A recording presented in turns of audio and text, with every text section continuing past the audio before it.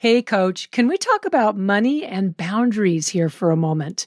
Because if you want your coaching business to run smoothly with little to no money drama, then it's critical for you to make clear, easy decisions ahead of a money situation cropping up.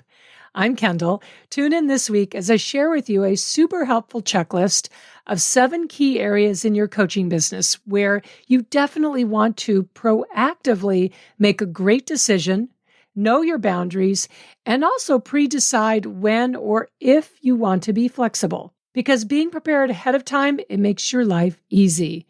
And making a thoughtful decision about these 7 money situations when you're not in the heat of the moment, when you're not triggered, when you're not being asked for anything, you're not in the middle of a situation, it means you're going to make a clear decision that honors you, honors the values you hold for your business, and ultimately honors your clients. It's all here for you in this episode of the Money Coach School podcast. Let's dive in. Welcome to the Money Coach School podcast. To really excel at coaching women, you have to be skilled, confident, and even fearless at money coaching. If you're passionate about women holding genuine money power and love supporting women entrepreneurs, then this is the show for you. Now here's your host, money feminist Kendall Summerhawk.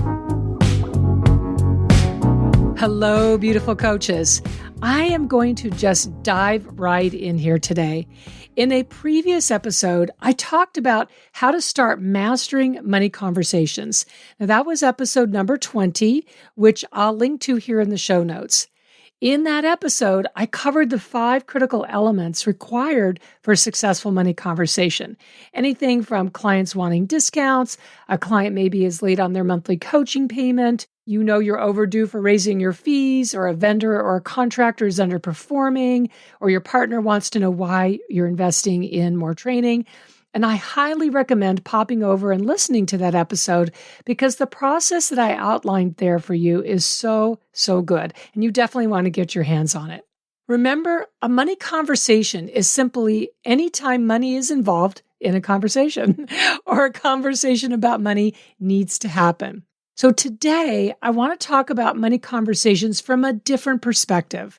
I think of this episode as Mastering Money Conversations, the prequel, because while there are always going to be situations that come up in your coaching business where you're going to need to have that money conversation, there's actually a key mindset to minimizing how often needing to hold a money conversation actually will come up.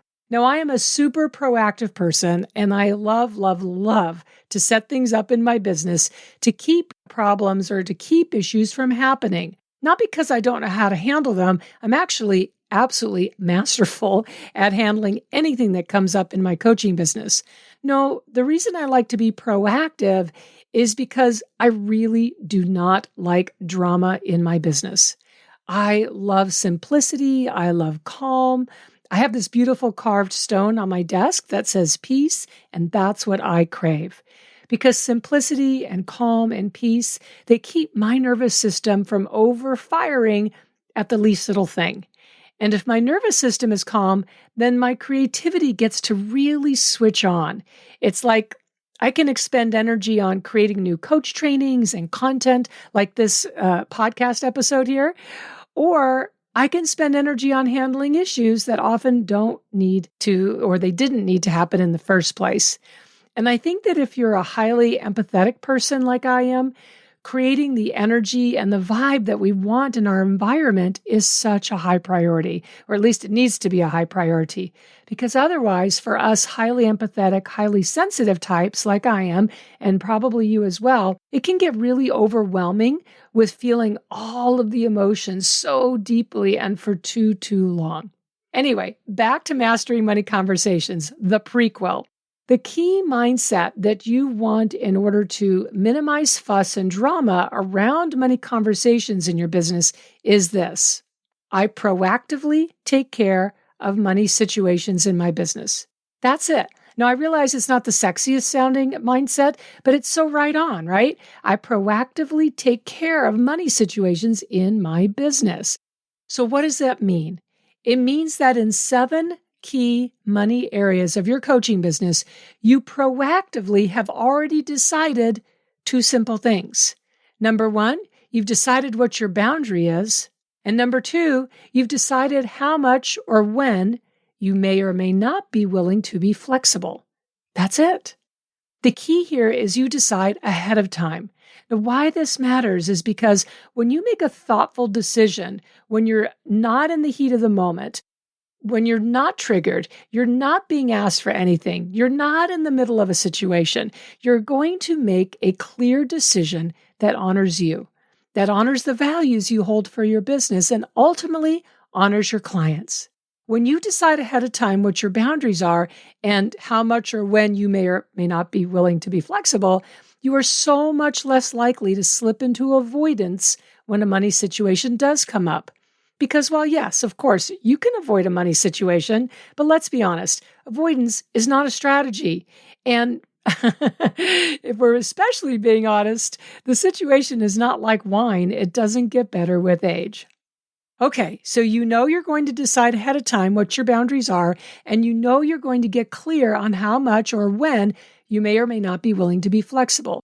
So here are the 7 key money areas where you're going to apply this. Number 1, refunds.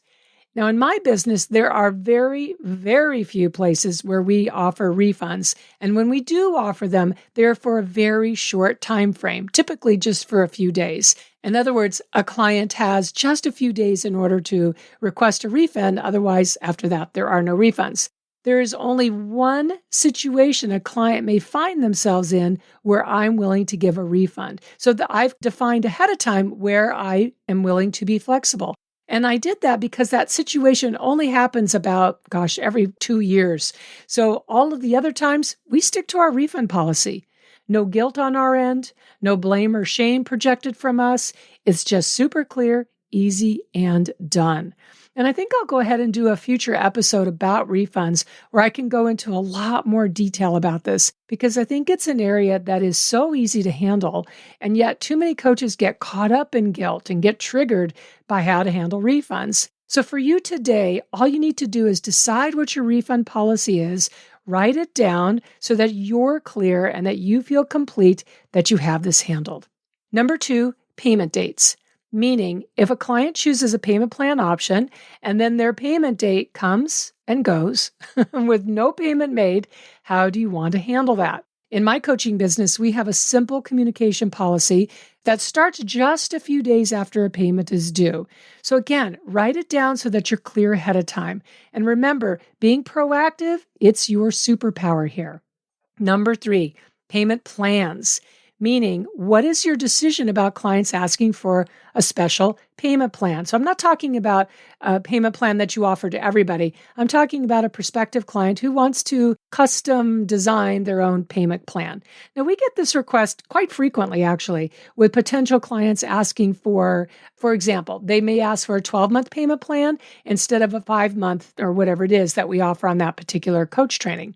So I'm clear the answer is no, because it would not be fair to all my other clients who figured out how to make the payment structure work. And it's not fair to my business. It can feel like to me that I'm not valuing my courses and coach trainings by negotiating on the payment plan schedule. Number 4, missed coaching sessions. What is your policy if a client is a no-show or if they cancel the same day as their session? Decide this ahead of time so that you can handle it with grace and ease when it happens. Number 5, discounting.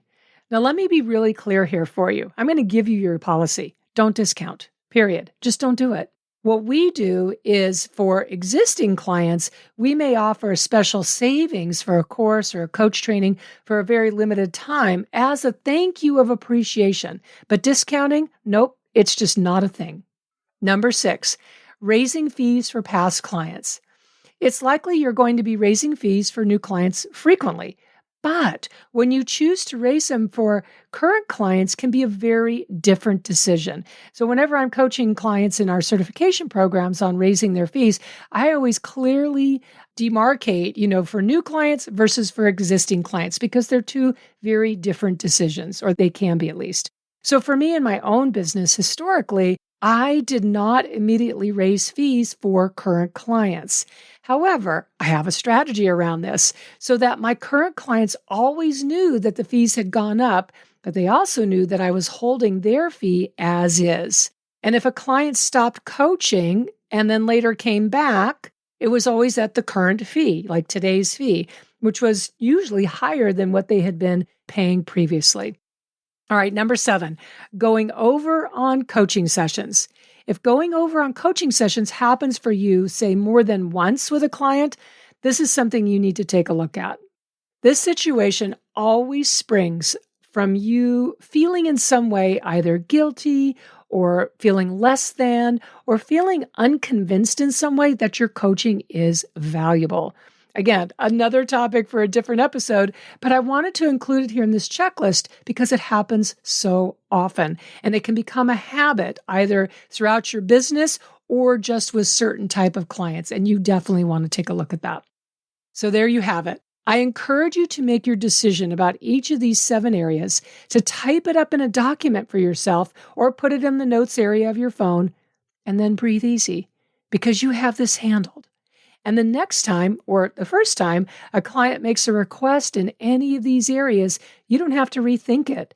You look at that decision that you made proactively when you weren't emotional, when you were feeling calm and clear, and you use that decision now in the situation that has now come up.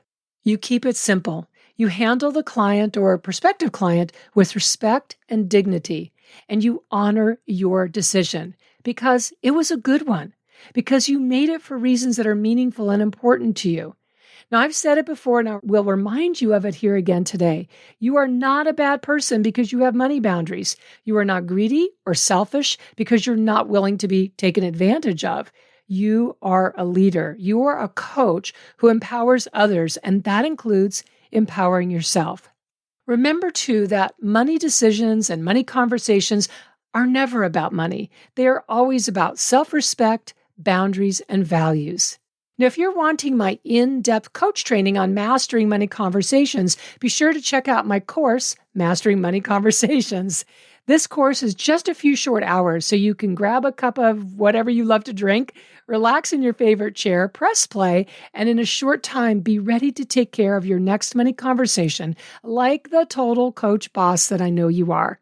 Plus, inside the training, I include 15 scripts showing you word for word how to handle the most common money situations that you're going to encounter in your business.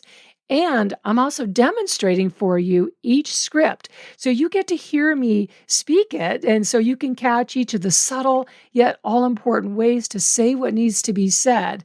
And here's a hint. Tone makes all of the difference. And you are going to love hearing me model this for you. So mastering money conversations will absolutely make the difference for you between avoiding those important money conversations and giving away your power versus completing the conversation with a result that you're happy with and feeling good about your newfound skill. So I'll link to that training in the show notes and you can check it out. It's one of those trainings that you'll consider a vital part of your resource library now and for the life of your business because you'll keep going back to it again and again. All right, my beautiful soul, thank you so much for spending time with me here, and I'm excited for us to share space again next week in our next episode. Thank you so much for tuning into this week's episode of the Money Coach School podcast. If you enjoyed this podcast, make sure you follow so you never miss an episode.